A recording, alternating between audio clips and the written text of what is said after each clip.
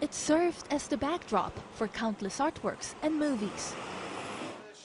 But now the Eiffel Tower will be the main star of a musical composition. This is American composer Joseph Bertolozzi. Armed with logs and latex mallets, he and his crew are recording sounds produced by different parts of the French landmark.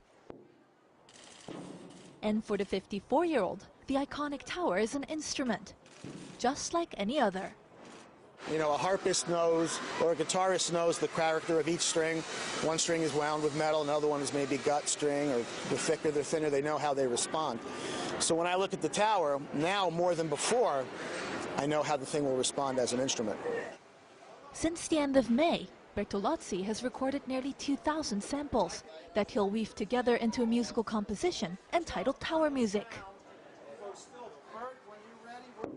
It's not the first time he's turned a landmark structure into a musical piece. In 2009, his recording of a New York suspension bridge reached number 18 on the Billboard chart of classical crossover music. And while his work here is far from finished, Bertolozzi is already drumming up some serious support.